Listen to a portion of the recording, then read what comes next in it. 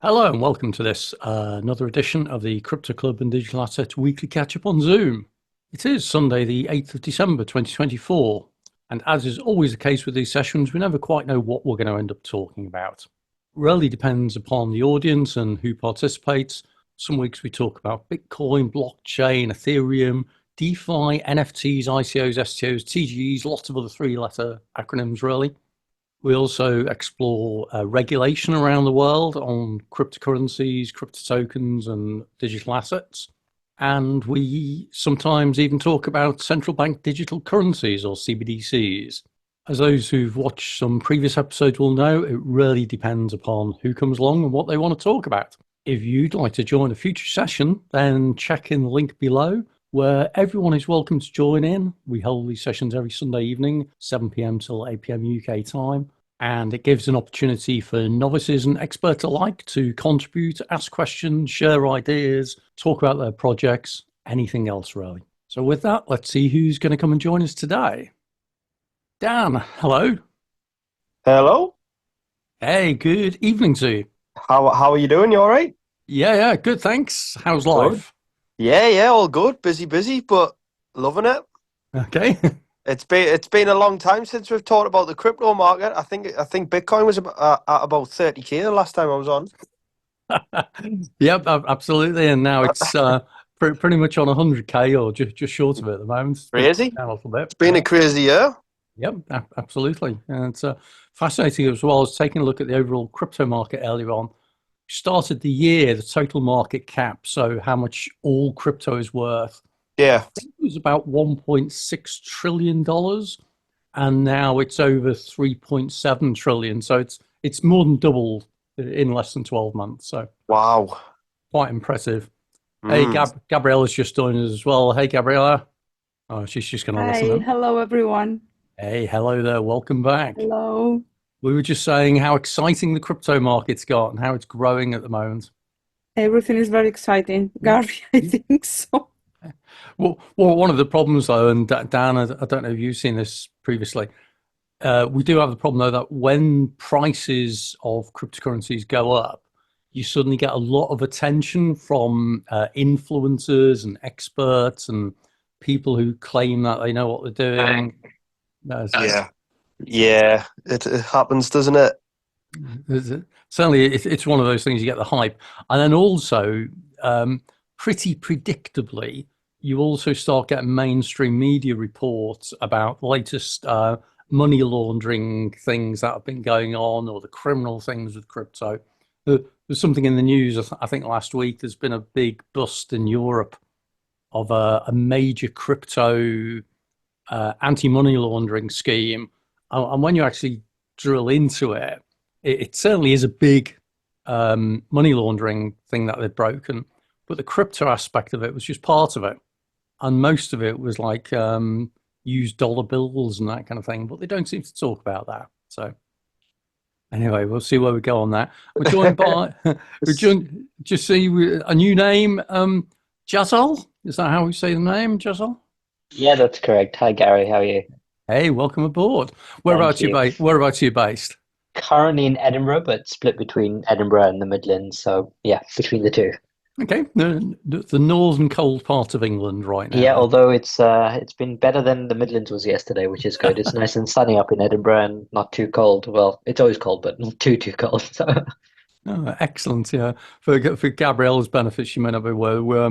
The UK's been hit over the last couple of days by storm. I think it's Dara or something. So it's temperatures have dropped, winds have picked up, and it's been quite breezy. So, hey, well, welcome aboard, Jessel. What brings you along today? Where's your interest or passion or whatever?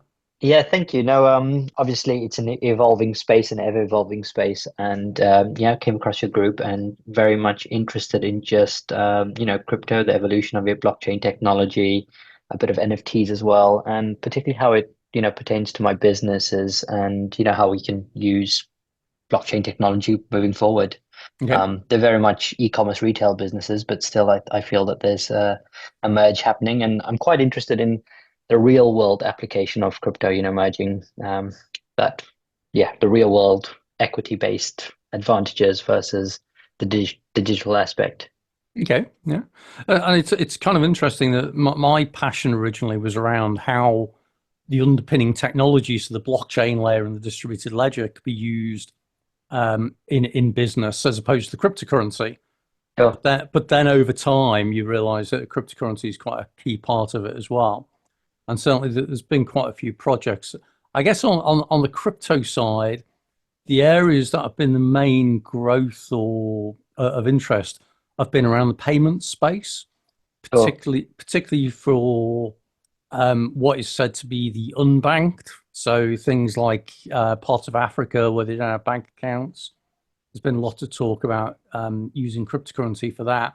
However, the hype around that and the reality has not quite turned out, I don't think, with the Sure. exception maybe of World Mobile Token, which seems to be growing in Southeast Africa in particular at the moment.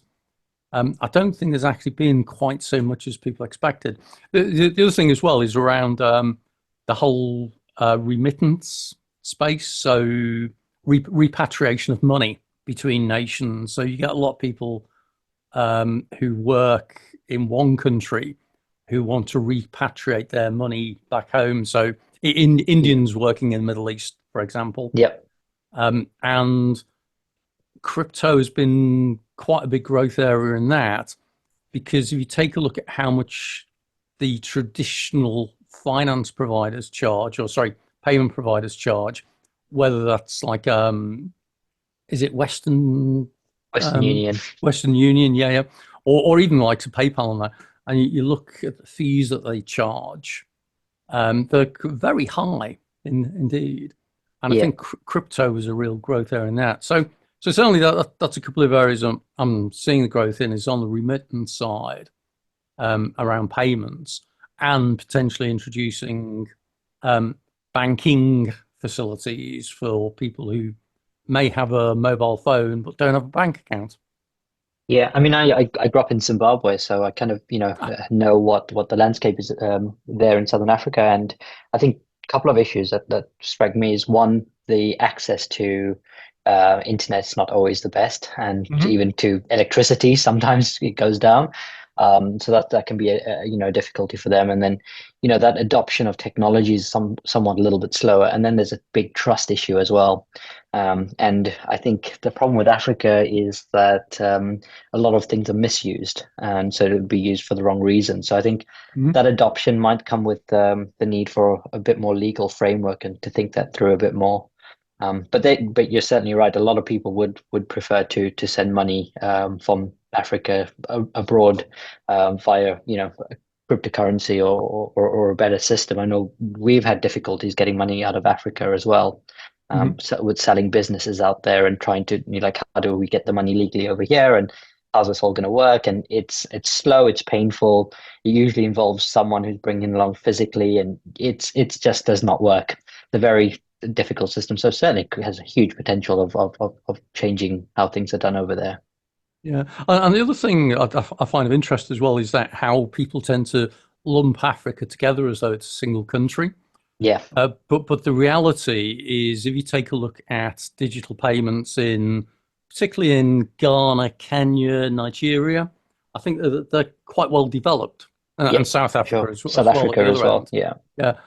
Whereas some regions aren't. That's why I found it interesting. I mentioned World Mobile Token, that they were doing a lot of stuff. I think it was more on the East Coast, and I think they were trialing in Zanzibar as an initial place to launch a payment system.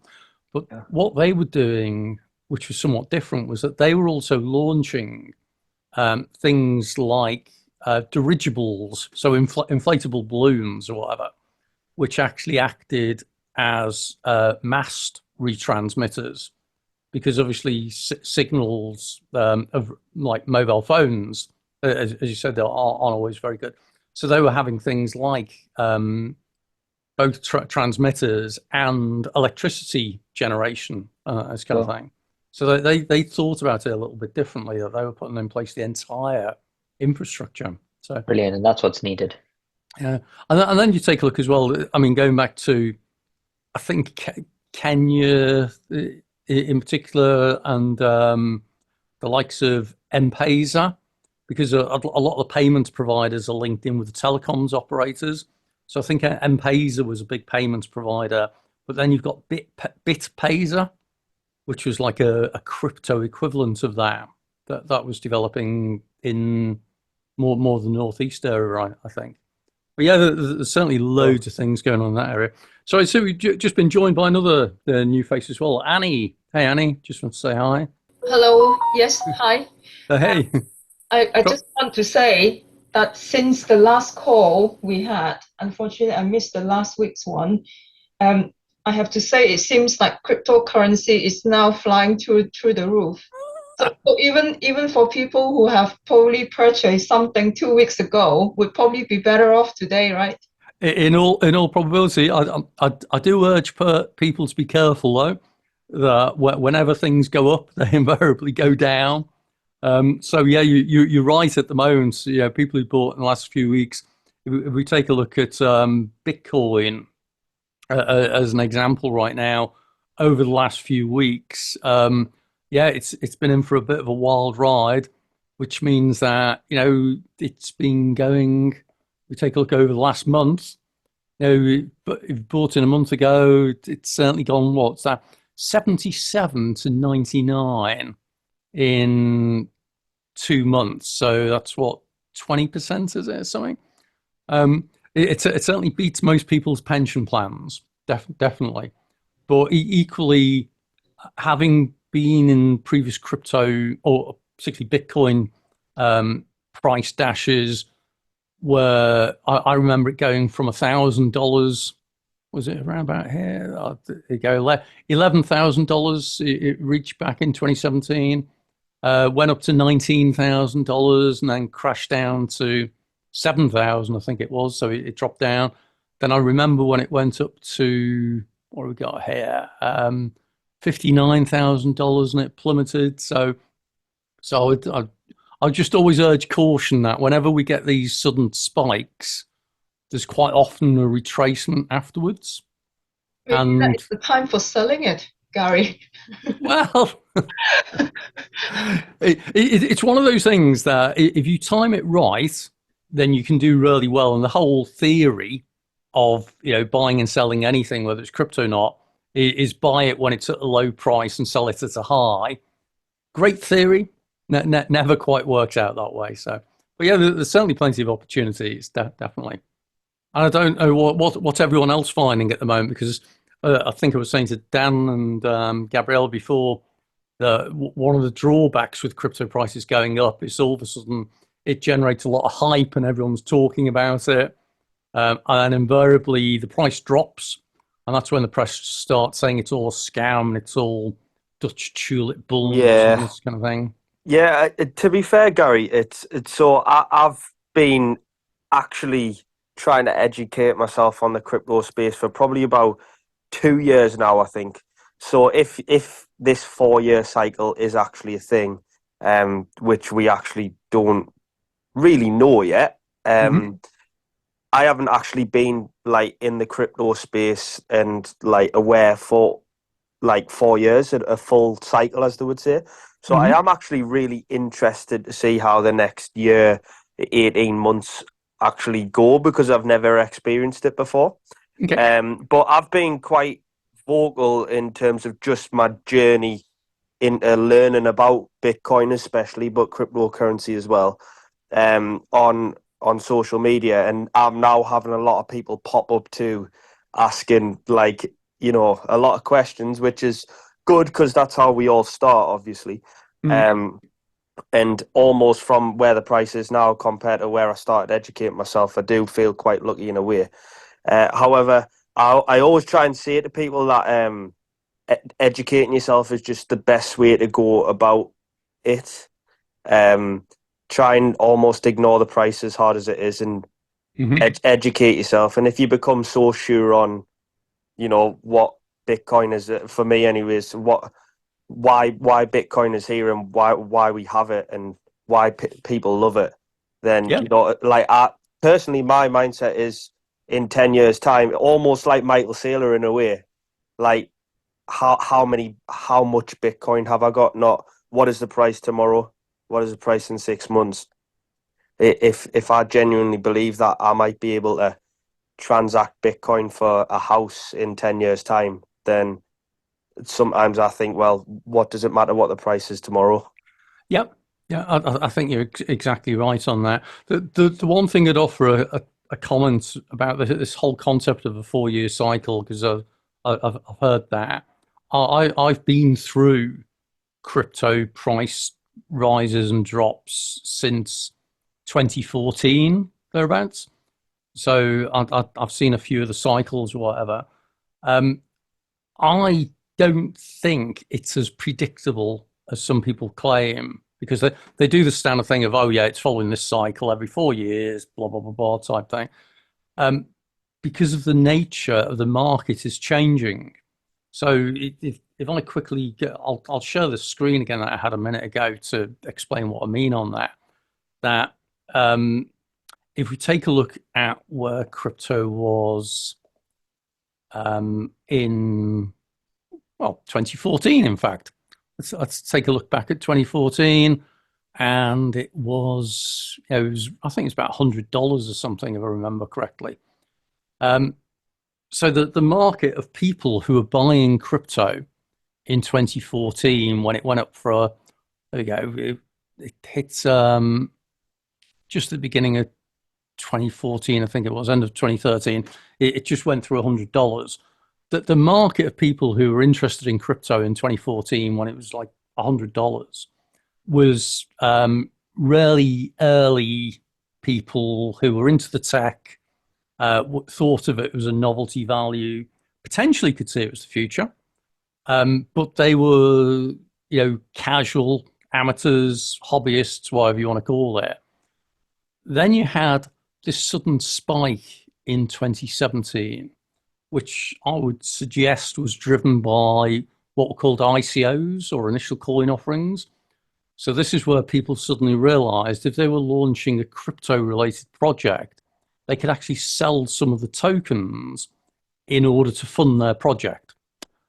And it was quite a crazy time. I kind of describe the concept as if you go to a fairground ride, or a fairground, sorry, and you buy tokens to go on the dodgems, except that when you buy the tokens for the dodgem ride doesn't exist yet, but they're actually using the money that you've just paid for the tokens to build the dodgem ride and everything. And people start thinking that, well, that's pretty crazy. And then I say, and the worst thing is the people who are building the dodgem rides had never built a dodgem ride previously, so it was a real experiment. Anyway, the end result was 2017, 2018. There was a really massive spike.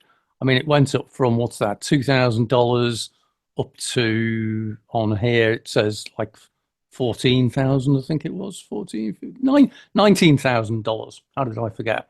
And then it plummeted away.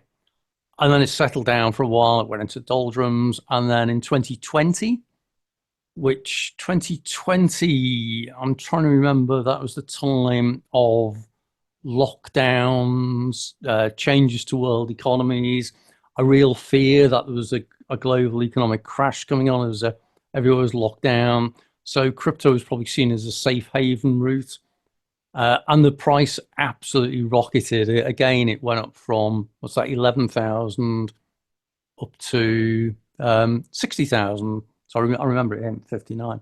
So that was driven by a completely different market of people who had heard about crypto and were really getting into it. And I think this was the beginning of institutional investors beginning to come into the space. So I think this was the likes of MicroStrategy. I can't remember when they started actually investing, but I think it was them and a few others started investing, and then it plummeted away again. And then we had it in 2021 where it rockets up and then it's dropped down. So it has cycles, but it's cycles for different reasons. It's not a consistent thing, because people used to think it was just because of the Bitcoin halving, whereas I don't think it's. I don't know, what does everyone else think? It's always funny when I say that. Yeah, I feel as though I've gone on mute. No, I would say it's quite nice to start when it's about $100, because you know that if you lost it, you lost only $100, right? Mm. And so, and as Dan just said, if you just leave it for 10 years, you don't have to keep looking at it. You don't have to suddenly, getting too alarmed if it gone down somewhere before that 10 years. And then, it's incredible when you can just buy it for $100, and then nowadays you're going to sell it for 99,000. You remind me of something. Actually, Annie, you remind me of something really important to mention. People who are watching or listening to this maybe afterwards as well, all because Bitcoin is now, it's got what, $99,598. That does not mean you have to spend $99,500 odd dollars to buy Bitcoin. You can buy $100 worth. It's just that you'll get a lot less now. So you can still put $100 into crypto. And this isn't a recommendation. I'm just offering this as an opinion, that you can still buy small amounts of it. And it may still go up tenfold, 100-fold, or go to zero. It could happen either way. True, but I suppose then, because it's now at a very high point, then you have probably more of a risk of which direction it's going to go. It really depends on where you think it's going to end up. Yeah. So if you think, because psychologically, it's interesting how humans work with these kind of things. We like big round numbers.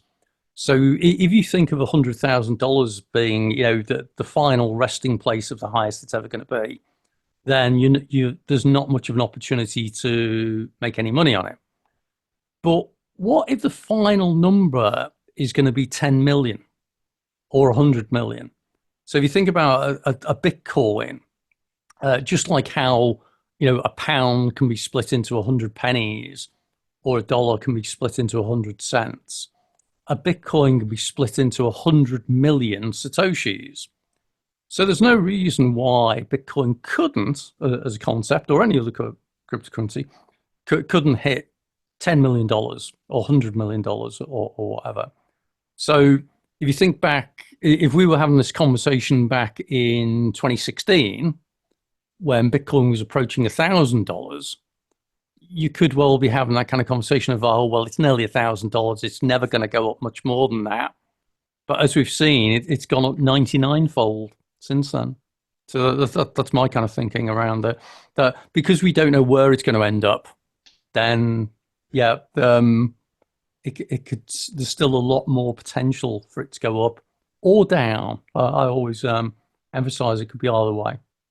Gary, this is like super hypothetical, but sometimes in my car I'm driving and I think, you know what? Like, what if Satoshi Nakamoto actually comes out? And like sometimes I think right now it seems like Bitcoin's unstoppable. And then sometimes you get on crazy thoughts and you think, what could really change the correlation or like the direction of everything? And potentially I know it won't be the only thing, because I know wars can happen and maybe there's a lot of things that can happen, but I think that would be huge. Like, imagine how big that would be, the founder of Bitcoin. So it's kind of interesting because you can get what are known as black swan events. And these are, like, as you say, completely unexpected, suddenly appears and so these things. There are two things about if Satoshi Nakamoto was suddenly their identity or identities were revealed. The first is, at the moment, the majority, or still a fair percentage, of the world's banking financial systems are coded in a programming language called COBOL. Okay, so COBOL was computer language that was invented over 50 years ago, and a lot of banking systems still coded in it. If I said to most people who invented COBOL and they suddenly reveal themselves, it would not affect a single cent in anyone's bank account if you suddenly knew who it was. And it's the same in some respect to knowing who the inventor of a software protocol is. It doesn't actually greatly matter in that respect. the thing that does make a difference with Nakamoto and their identity is more to do with the fact that they currently own or control a lot of the early Bitcoins. Is it about 10%? So something like that. Yeah. Now, if their identity was revealed and they suddenly sold them, then that could have, a significant effect. However, look at the Bitcoin price over the last few weeks. It's gone up from 80 something to 99 and back down. So it's already shifted between 10 and 20%. So if you released another 10% onto the market, I suspect the market would probably swallow most of it without the price changing exponentially.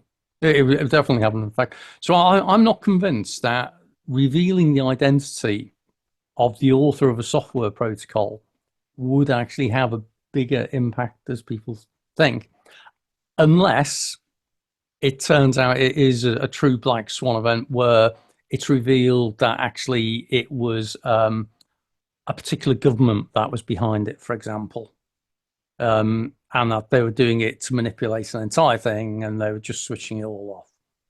That would be the only thing that I think would have a massive impact. Dan, what do you think? You've been thinking about it? Yeah, it's. I thought about, obviously, because he's got about what, it's nearly 10% of the supply. I think. I'm not too sure. It might be a bit more, but I think if he obviously did turn around and like you say, why would he? Now it's been so. How long has Bitcoin been around now? Is it 15 years?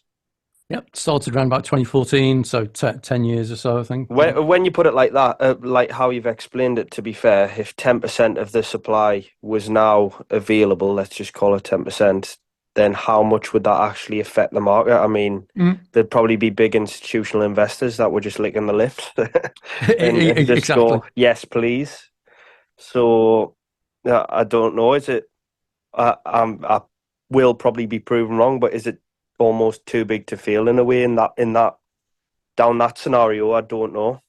Obviously not in another scenario, but in that one, if 10% of the supply was to become available, are we now too widely adopted for it to really affect us? That's a good point. Yeah, exactly. And it's when you take a look at like who owns the crypto. So if I just share something for a moment, again, it's quite interesting reading who the biggest Bitcoin whales are. And you're right that Satoshi Nakamoto, we reckon 1 million Bitcoins. So that's that's actually 5%, isn't it, of 21 million. So they reckon there's 1 million Bitcoins that they had those tokens. Winklevoss twins, billionaires who've got a large sum, reckons they've got 70,000 Bitcoin. But the ones that are really interesting are the likes of Grayscale. So Grayscale, major asset manager in the US, who've got a very big exposure now. I think Grayscale and BlackRock and a couple of other companies are some of the biggest holders of crypto now. So when you've got it that it's your traditional financial institutions who are holding the crypto, then you're right. You do start hitting the too big to fail type scenario that they're not going to be happy if they lose out on it. So, but again, it's all hypothetical. Things could change. But as you say, a world event could have a transformational change on crypto prices. Jessel was saying you're from Zimbabwe originally. You take a look at what happened at Zimbabwe's currency when it had hyperinflation and it completely collapsed. You could have that with any other fiat currency, or something similar could happen to crypto in some way. If the regulators of the world suddenly declared that crypto was illegal, then that could be like a black swan event type thing. Equally, if China, Russia, and the other BRICS nations suddenly said that they were going to use Bitcoin as a world reserve currency, which I don't believe they would come up with that. That would have a colossal effect on the demand side. So we don't really know. I'm interested to hear how you think a potential escalation in the Middle East and in Ukraine and Russia would potentially affect the crypto world. I feel like I asked you that question about a year ago as well, and it's sad that I still have to ask you it again, unfortunately. Well, let's see what other people think. What are other people's opinions on world events affecting crypto prices? Actually, Gary, I asked you that question 2 weeks ago. I don't think Dan was in the call. I was thinking exactly that. That's why I thought, let's just open it up. Go, Annie, can you remember what we discussed on that? Because that was a really interesting conversation, Yes, if I remember. I remember what you said. I have a very good memory, and I hope I recall it correctly. So Gary, you were helpfully pointing out that, in your working experience, war happens everywhere. It's not something that is unusual, unless it comes very close to where we are. But what you were saying is, in your experience in insurance, that is where you used to work, war has been happening all the time, and that is not an unusual case for what is happening now. And I was worried 2 weeks ago. I was thinking whether the cryptocurrency would crash.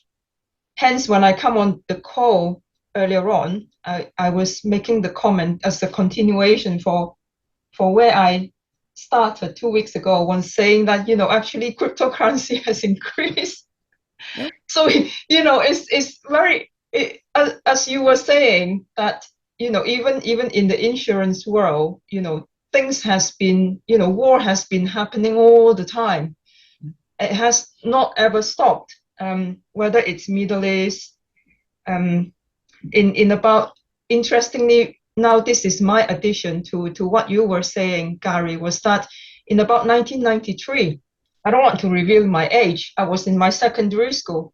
And I remember even at that point in time, somebody was saying it's going to be a third world war, because it was a huge war between Iraq and was it Iran? Yep. The two countries was huge in the news. But the Third World War didn't happen then. But as you were saying, Gary, basically war was basically happening all of the time. It has never stopped, whether it's 1970s or 1960s or 1980s or 1990s and 2000. If we think back, and Dan, I can't remember which area of insurance you're involved in, but you may have some awareness around things like war and terrorism, political violence, all this kind of thing. My comment the other week is that there are conflicts going on all the time. There always have been. So if we look back, we all remember certain big world events. So World War I, World War II, but Korea in the 1950s, Vietnam in the 60s and 70s, the Middle East, as Annie mentioned, Iran, Iraq. There's been so many other conflicts that have been going on. The Middle East is a constant conflict zone of varying degrees. In parts of Africa, there are either wars, internal things, and then we look more recently.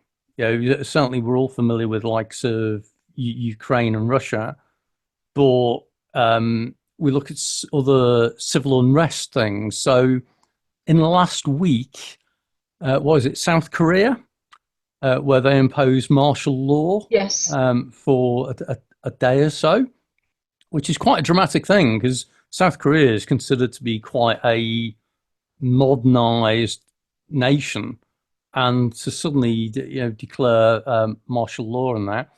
You've got the collapse of... Sorry, what's martial law for me? So martial law is where the military step in, or they step in at the behest of the government, and they impose restrictions on a country's citizens. So things like you can't travel overnight or you can't travel more than a certain distance. So Marshall, which is spelled Martial, is generally the military taking over the responsibility of the running of the country. And so it generally means you get things like everyone gets locked down, they can't travel, there are restrictions in place. And it's happened in some countries over the years, but it's a very, very rare thing. And it's usually when there's a fear of a civil breakdown in some way. So I think it was last week now in South Korea. I think it was the Prime Minister. I'll dig out the details. There was something going on. I don't know if anyone else on the call can remember the details. South Korean President Yoon Suk Yeol survives impeachment vote. So there was the president imposed martial law, so basically locked the country down for a day or so. And then everyone complained and said he shouldn't have done that. So I think he stood down.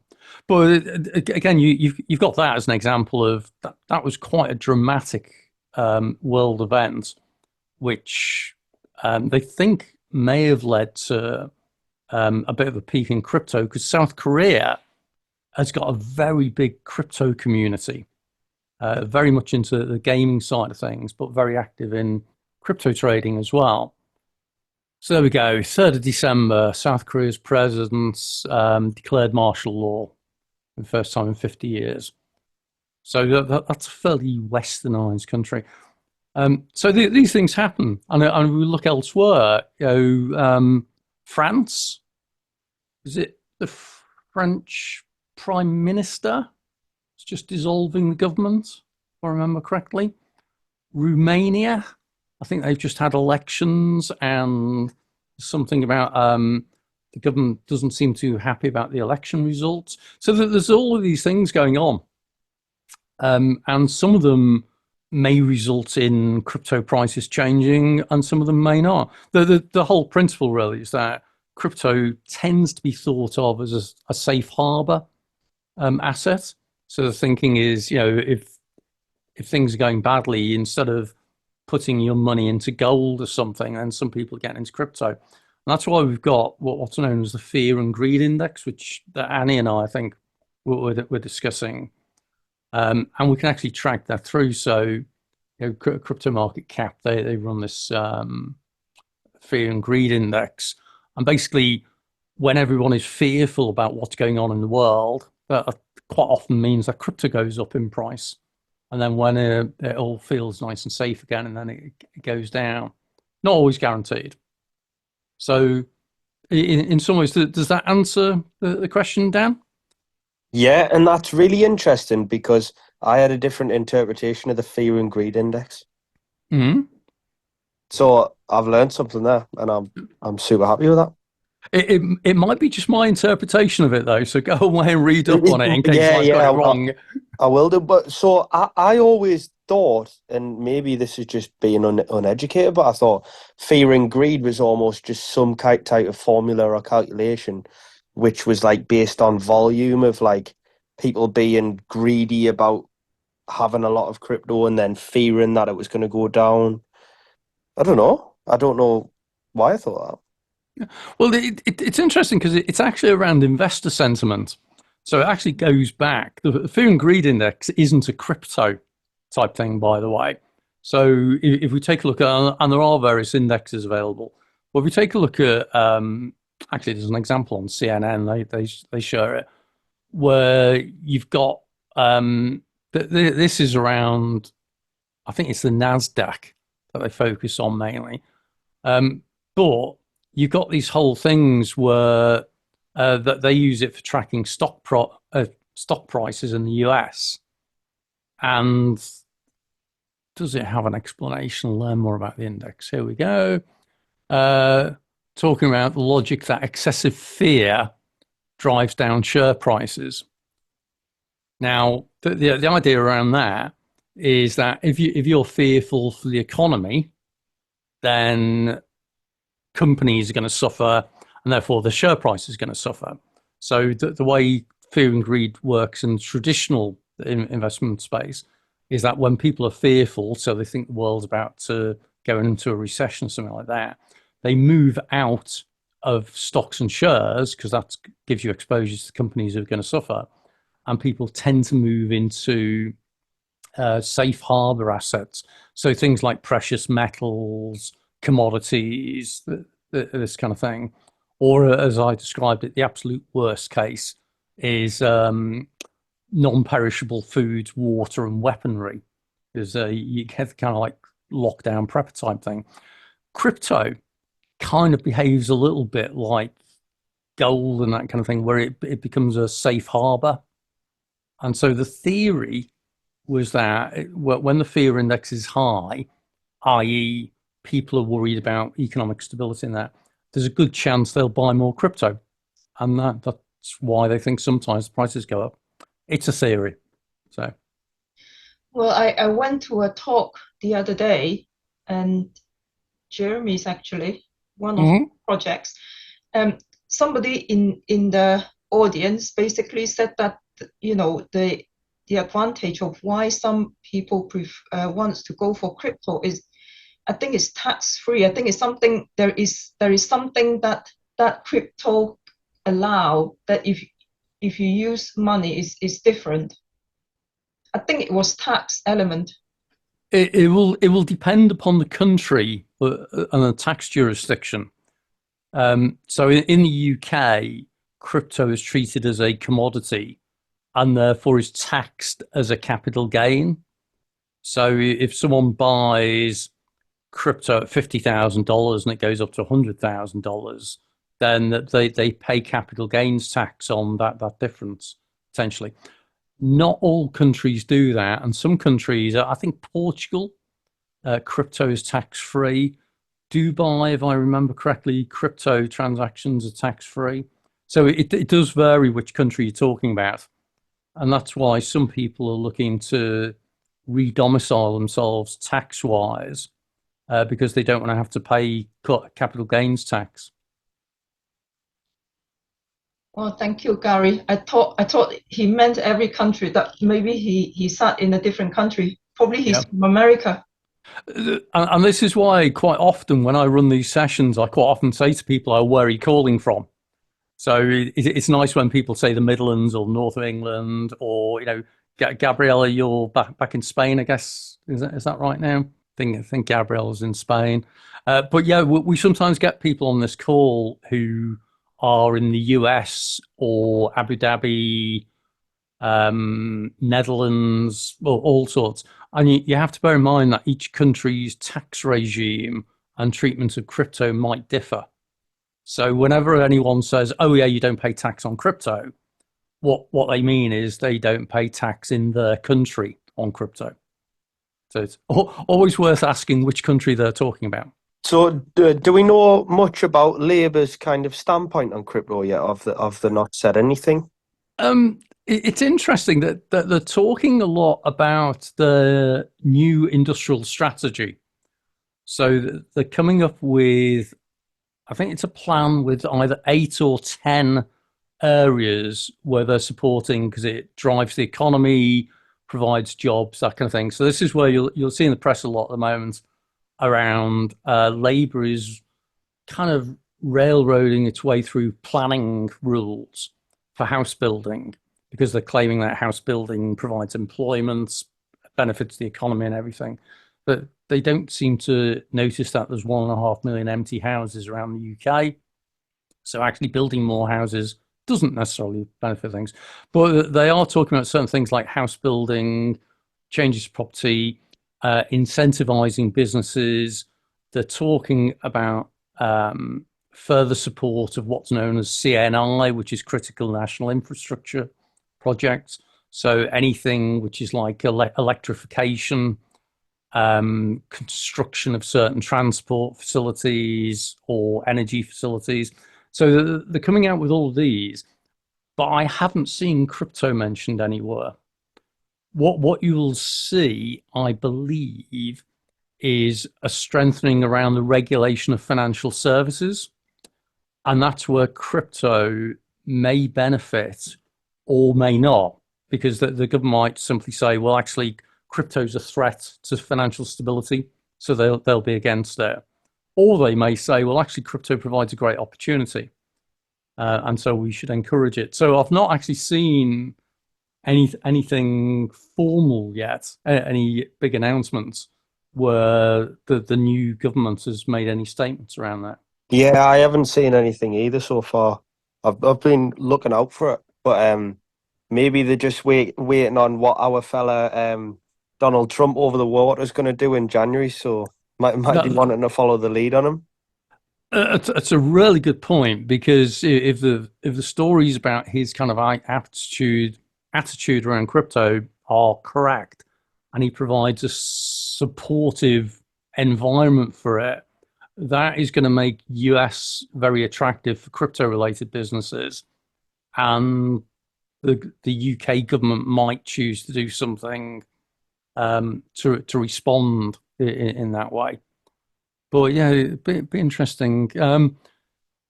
What have we got? I'm just taking a look at what's been in the news, see if there's anything on that. I'm curious as to why the UK wants to follow the lead. Why don't UK lead? Because we are now a risk-averse nation. But simply put, we prefer to follow rather than to be at the front anymore. So yeah, here we go. This was a news item in September, so a couple of months ago, about the digital asset industry asking the government to be clear on what its direction is. So I feel a bit happier on that now that, Dan, it seems that the government hasn't made any major statements on it yet. But yeah, Annie, you're right. Governments could take a lead on these things. My experience is that governments are like elephants, that none of them like to start moving before the rest of the herd's moving already. They don't like to change things. But if somewhere like the US proactively supports something, then you're going to see other nations following it, because otherwise they'll lose out. Yeah, I think it'll be interesting with, obviously, a massive part of Trump's campaign, or at least some of it, was supporting the crypto space. And everything, to be fair, prior to him actually getting into office, from what I've seen, although I'm not super educated on it, it seems to be kind of in the right direction. Everything I'm seeing, kind of the appointment of the new SEC chairman, because is Gary Gensler going? Is that correct? Gary Gensler announced he was leaving at the end of January. I think it is. Yeah. I'm not sure about the guy who's coming in, but you see headlines. So I found it really fascinating as well. It's kind of curious that Gary Gensler actually made the announcement of his resignation on X, so on Twitter. And given how many people are anti-Twitter, I thought it was really quite amusing that he chose to use that as a medium to announce it. But yeah, we'll see where it goes. So, but moving on from that, maybe all the way. Jessel, I realise you're just listening in the background there. You're talking about how you're looking at, potentially introducing crypto in some way around businesses and that kind of thing. Was that right?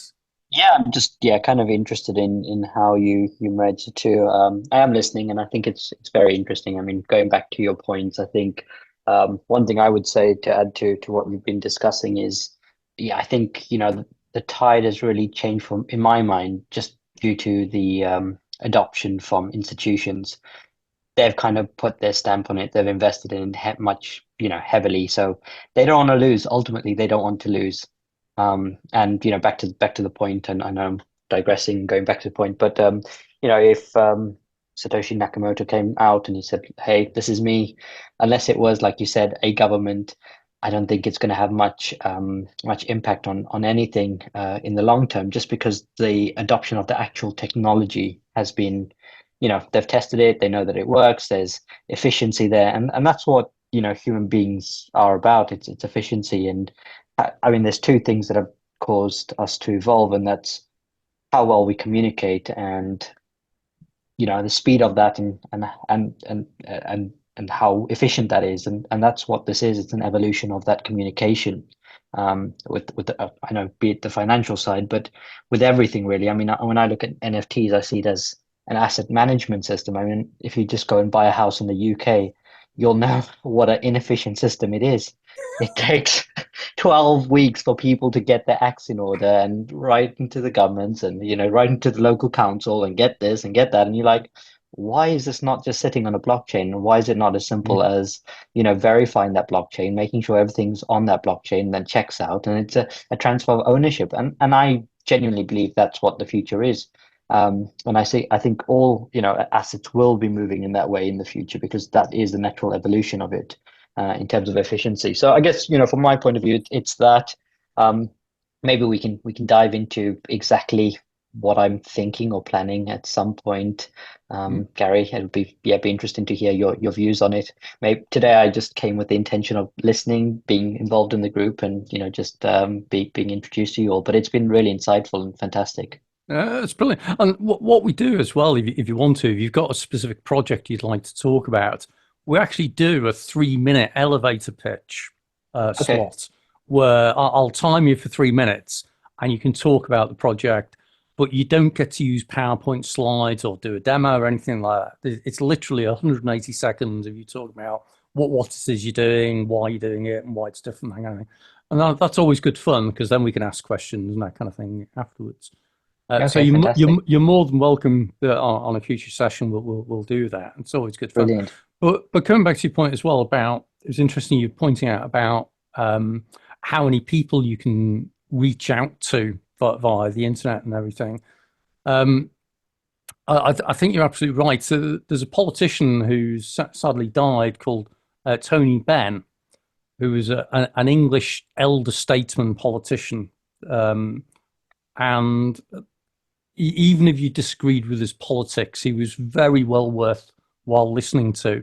And he described that you can tell the true power of technology by, he said two things, and I think what you've pointed out is the third one.